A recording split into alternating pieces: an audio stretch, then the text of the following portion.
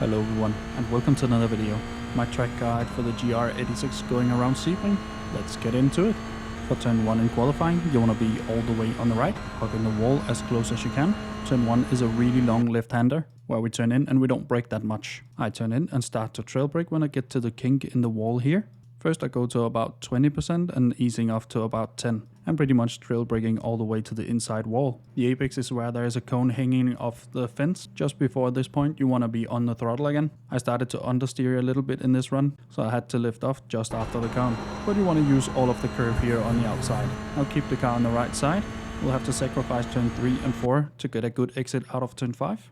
For turn 3, I brake just before getting to the two cones here on the right. I go to about 85% brake pressure and easing that off all the way to the inside curb. And you want to be cutting the curb here on the inside. Don't cut it too much as that will unsettle the car quite a lot. You want to cut the curb for turn 4 as well, so you end up on the right side of the track for turn 5. You do have to brake a little bit for turn 5, and my marker is the curb here on the right. Once I'm past the curb, I'll go to about 20% brake pressure and easing that off all the way to the curb. You don't want to hit the inside curb here for turn 5, because that will unsettle the car quite a lot, as you can see, because I hit it. You want to be as early as you can on the throttle, so before I get to the curb I'll be on the throttle. And of course you want to utilize all of the curb on the outside as it is raised as well. If you go over it, it is a 1x. Now take the shortest route possible, so hug the inside all the way you can. Turn 7 is a really good overtaking spot, so keep that in mind when racing here if you have to defend or not. If you don't have to defend, go all the way to the left. Turn 7 is probably the hardest braking zone of them all, and we have to brake here at the 3 cones here on the left. I go to about 90% brake pressure and hold that for quite a long time. Once I turn in, I go into a trail brake in action and pretty much hold that all the way to the curb. It's important that we get a good exit out of turn 7 because we're wide open throttle for quite a long time. Once at the inside curb, you want to go full throttle again. You can cut the inside curb a little bit. If you cut it too much, it will unsettle the car and you will lose traction. And for the outside curb, you can put one set of tires in the grass. Just don't go too far because you're gonna get a 1x if you do. You want to take the shortest route possible all the way up to turn 10. Turn 10 is also a really good overtaking opportunity if you can. And remember to defend as well. If you don't have to defend or attack, you want to be all the way on the left. I brake halfway between the 3 and the 2 cone here, and when we start to brake, we'll be braking hard, about 90% brake pressure, with easing that off all the way to the inside curb. Again, a curb we don't want to hit because it will unsettle the car quite a lot. Once we are at the inside curb, you want to go full throttle again and utilize all of the room on the outside. Just don't take it too far because we have a left-hander coming up.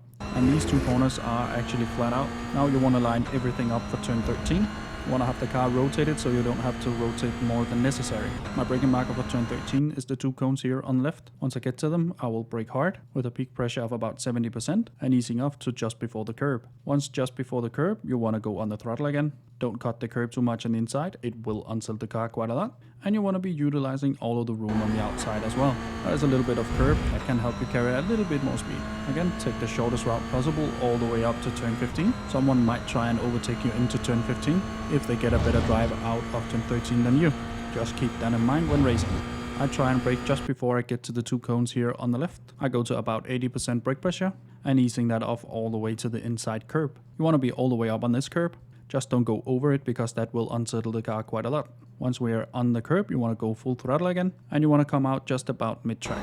Turn 16 is all about the exit speed because as you can see, we have quite a long straight afterwards. I get fully over the curb and my braking marker is when I lose the curb out of sight or pretty much get off the curb. Then I go to about 30% brake pressure, holding that for a bit and turning in the car. You want to turn it in so you cut the curb. Just don't cut too much curb because the car will get unsettled, then it will bounce around and you'll lose traction. Once you can see you can make the corner, you want to go full throttle again, pretty much when you can see the outside curb, which is really wide, so you want to use all of that curb to carry as much speed as you can. I took a bit too much curb in this one and you can see it unsettled the car quite a lot.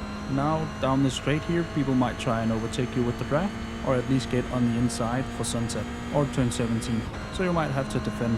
But if you don't have to defend, you want to be all the way on the left. For turn 17, you want to turn in before we go on the brake. Here it's all about keeping the car balanced and it's really easy to lose the rear or underdrive the corner. I brake about here. I don't have a clear marker for this one. And you want to be braking pretty much straight. Then you want to be at the outside white line here. Once you're out there, you want to be turning in to get as close as you can to the inside wall. Once you're close to the inside wall, you want to go full throttle again. It will be quite bouncy. Just believe in it and keep it out of the wall. If you hit the wall, that will destroy your race. Use as much room as needed. Don't use more than needed. And now it's a track race up to the line. And that's my lap around Sebring in the GR86. I will have more track guides linked for the GR86 down below. Hopefully you enjoyed this one. If you did, leave a like down below. Consider subscribing as well. And now for the uninterrupted hot laps.